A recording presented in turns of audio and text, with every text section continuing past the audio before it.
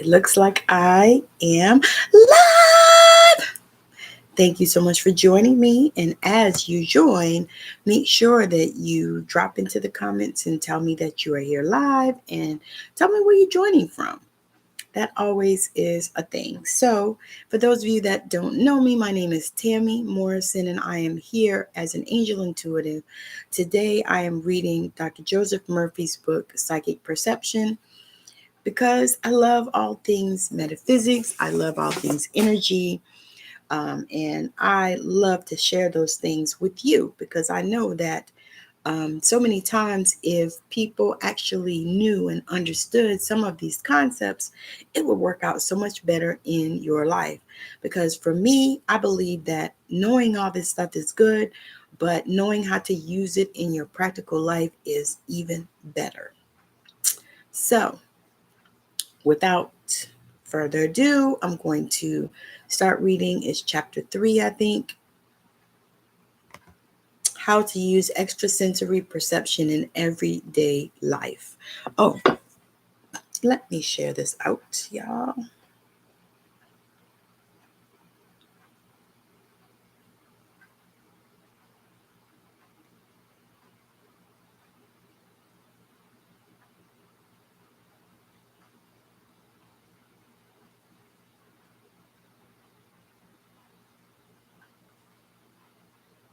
Oh, I didn't mean to do that.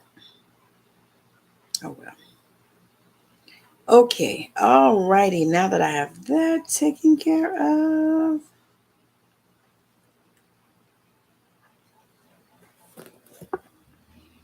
Okay, how to use extrasensory perception in everyday life. How about that?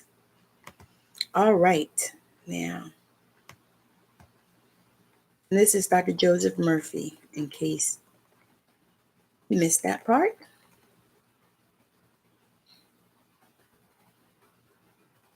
Of course, I did the mouse thing and it took it so far down, couldn't even start it.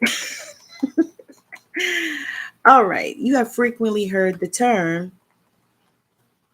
psychic phenomena. This was the former designation for what in modern terminology is expressed as extrasensory perception.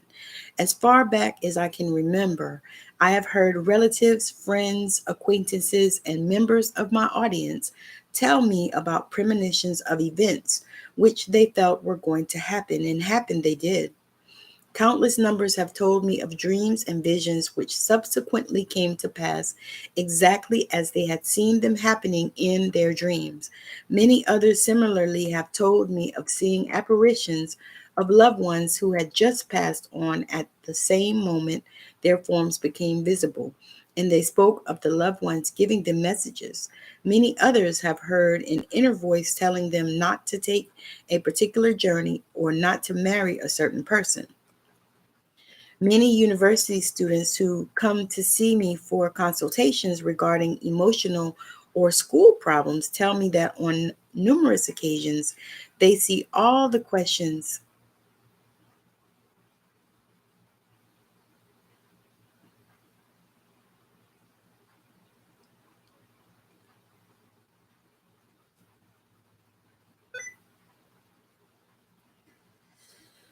Okay, just one second.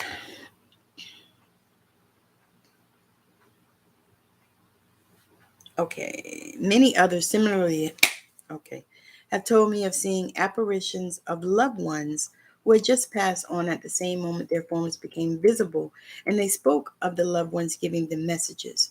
Many others have heard an inner voice telling them not to take a particular journey or not to marry a certain person. Many university students who come to see me for consultations regarding emotional or school problems tell me that on numerous occasions they see all the questions in a dream prior to the examination, and they get up immediately and study the answers from their textbooks. All of the foregoing are based on extrasensory perception as they transcend the five senses. At the moment of transition, she appeared to me. Some years ago, while I was talking on the phone to an old friend, my sister walked in through the door. I was surprised and said to her, "Why didn't you tell me you were coming? Did you come by air?" She had been teaching in St. Mary's convent at Lowestoft, Suffolk, England, and had been a nun for over 60 years. She told me that she had passed on a few moments previously and had come to say goodbye. We conversed for about 5 minutes. She sat on a chair, was tangible and real, had a body, and wore her habit and rosary beads. Suddenly, however, she melted away and disappeared. I learned later, taking into consideration the time difference, that she had made her transition that same moment in St. Mary's Convent in Lowestoft, England. We had made a secret agreement that whichever one of us passed to the fourth dimension would first would make himself or herself known to the other by appearing or and giving a message. This was not a thought form of my sister, but rather her total personality, as she conducted a vigorous conversation with me, answering questions and describing her physical condition prior to transition, together with the medical diagnosis. Her desire to visit me caused her subconscious mind to project her personality into a new subtle body, which was capable of collapsing time and space, passing through closed doors, moving ponderable objects, and conducting a rational and reasonable conversation. She had a body which was real, solid, and tangible, but it was vibrating at a higher molecular frequency and could disappear and reappear at will. Extrasensory travel. I am writing this chapter on New Year's Day. Last night, I invited about 30 friends to my home to celebrate the new year by participating in scientific prayer followed by a prolonged silence. One of the young ladies present said to me after the silent period, "Dr. Murphy, I saw a man behind your back all the time you were giving your audible prayer. He wasn't present in the group when I came in. Who is he? I don't see him now." She described him in detail, and I explained to her that this was an old friend of mine from Ecuador who used to attend every New Year's mystic celebration with us, but that for the last 5 years he had been stationed in Spain. I advised her that he had written me saying that he would be with us on New Year's Eve and would join in our prayers. He had stated that not only would he see us, but also that he would be seen. This is not at all unusual. He computed the time, 12 p.m. midnight here, when we would go into the silence, and in a meditative state in Madrid, Spain, he instructed his subconscious to project him to my home, where he participated in our prayer therapy. Just now, as I write this, I have had a long distance call from Madrid, and my friend asked me, "Did you see me last night behind you?" I said, "No, my eyes were closed all the time we prayed and meditated," but I added that one of our hostesses had seen him clearly and had described him in detail, such as how he was dressed, etc. Her description corresponded in every detail with what he said. He told me the nature of the prayer, said how we were present, stated that he knew only 10 of those present, mentioning their names, and said that the others were strangers to him. This is true because only the 10 he mentioned had attended our news conclave when he was stationed in Los Angeles. He is experimenting in extrasensory travel, and he told me that gradually he is becoming aware of tactile, auditory, and visual capacities in his out-of-body experiences. Man is a mental and spiritual being and is omnipresent. When you think of your mother, for example, even though she may be in Hong Kong, you are there with her. Extrasensory transmission solves a legal problem. An attorney friend of mine has been trying to solve a prolonged lawsuit for over 5 years. He described his difficulties with the people involved and said that they were intransigent, recalcitrant, and inflexible, and that finally he had reached what he termed a dead end. I suggested to him that every night prior to sleep he should imagine that I was there right in front of him, congratulating him on the happy ending of the lawsuit. He was to hear me say to him, "Congratulations for the happy ending. Look at the wonders God has wrought."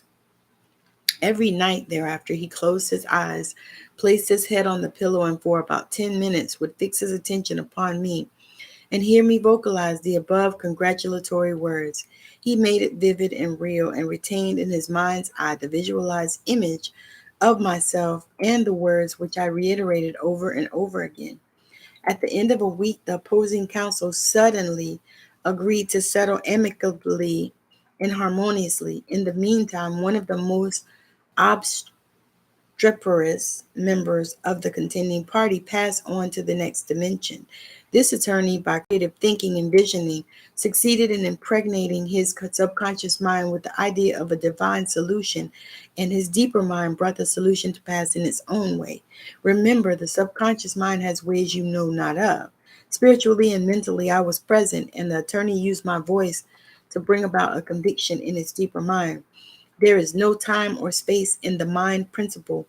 Therefore, whenever you mentally dwell any place, you are there literally because you are a mental and spiritual being, using your present three-dimensional body as a vehicle. But you have another subtle fourth-dimensional body that can roam the world independent of time or space. Extrasensory communication joins two lovers.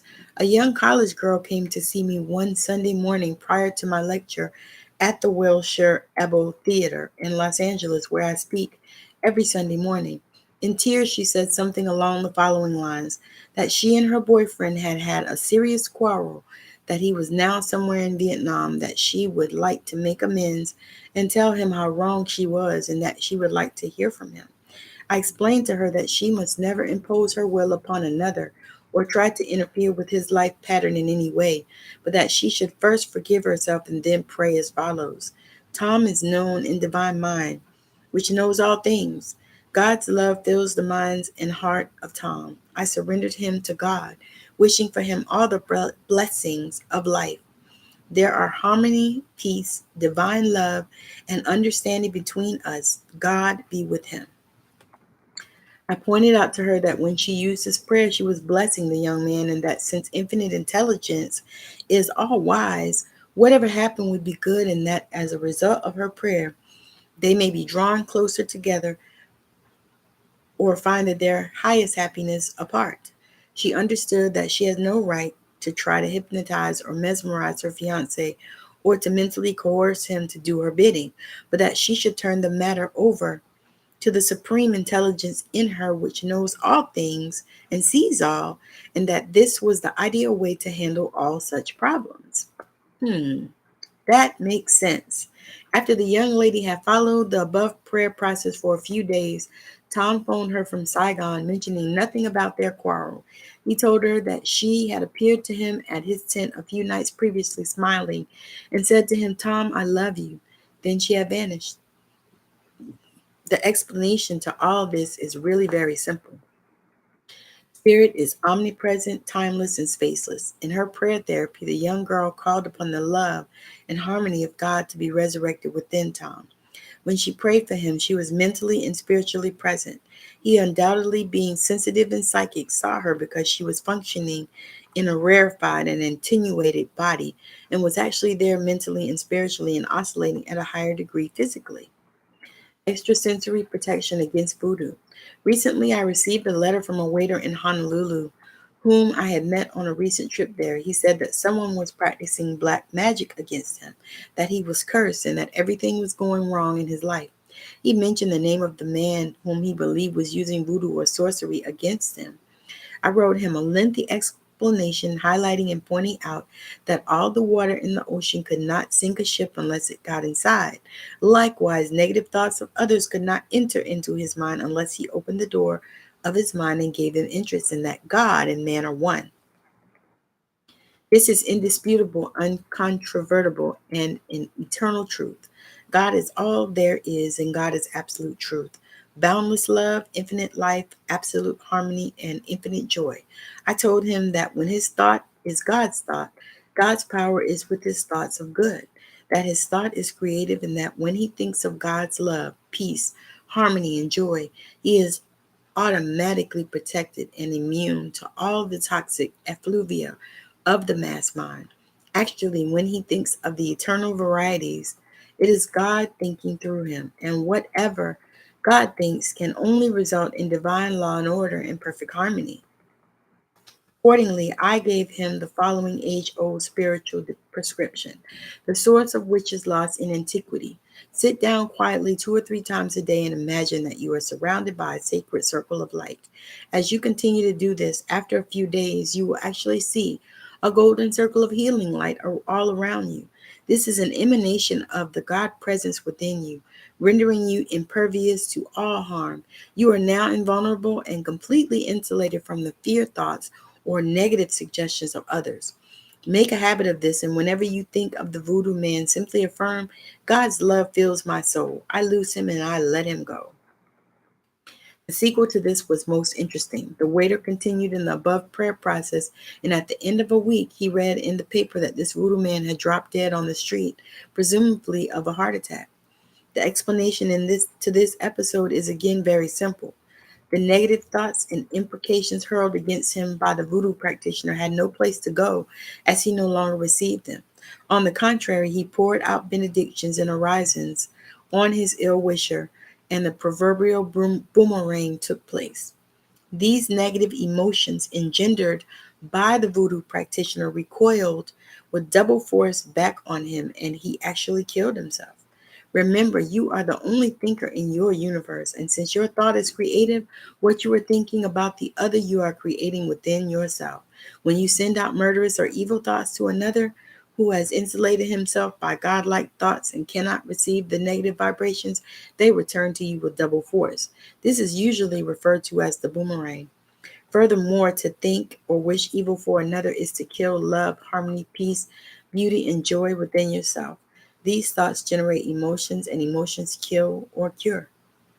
Evil thoughts plus the emotions generated by them accumulate in your subconscious mind, bringing about self destruction, which can cause a fatal disease, or someone else may be the instrument through which you meet your death.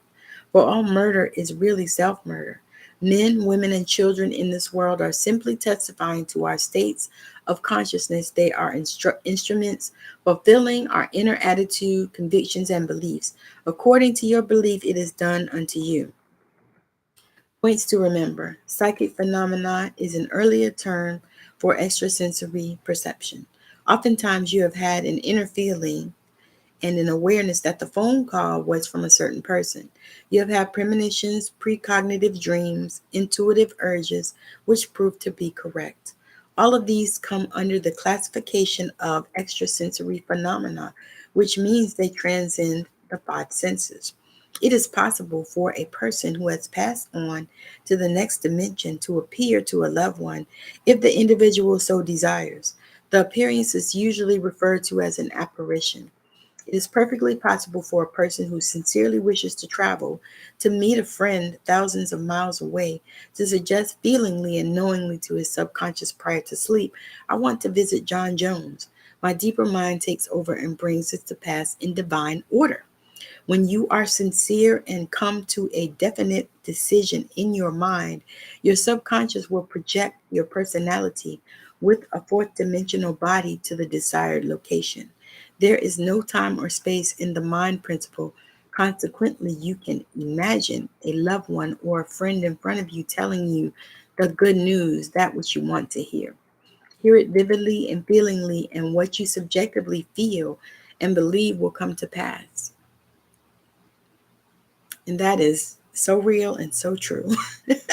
That is so real and so true. I have to remind myself of this principle because this is so real and it's so true, and it works. Never try mentally to coerce another to do what you want him to do. If you have a quarrel with a person and you wish him to call you, realize that God guides and directs the other individual, and that there are harmony, love, peace, and understanding between you. Whatever happens following this prayer can only be good. You can protect yourself against any negative onslaughts from without by realizing and affirming God and man are one. And if God be for me, no one can be against me. God is for you when your thoughts are constructive and harmonious. God's power is with your thoughts of good. You can surround yourself with the whole armor of God and be immunized against all harm. Affirm boldly, I am always surrounded by the sacred circle of God's eternal love. Busy your mind with this great truth, and you will lead a charmed life. All right, so I will pick up with chapter 4 on tomorrow, how you can release the psychic powers within you. That is going to be so much fire. I cannot wait until we do that one. Thank you so much for joining me. Whoever is watching, I appreciate it. Thank you so much for watching. I appreciate it. Those of you that are catching the replay, I appreciate you. So right now I'm streaming on Facebook and on YouTube. So for those of you that are watching me in either place, you can comment below. I appreciate all of your comments. I thank you for watching. Those of you that are catching the replay, make sure you hit hashtag replay as well. And again, I would love to invite you to my masterclass, Healing Forward. I've dropped the link in the comments on YouTube and on Facebook. It is in the description of the video, the link to sign up. So it is happening August 31st at 5 p.m. Pacific time.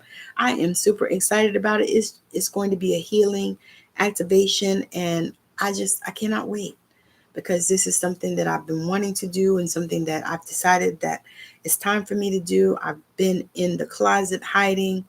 I've been in the healing closet, I say, hiding. And so now I am coming out of the healing closet.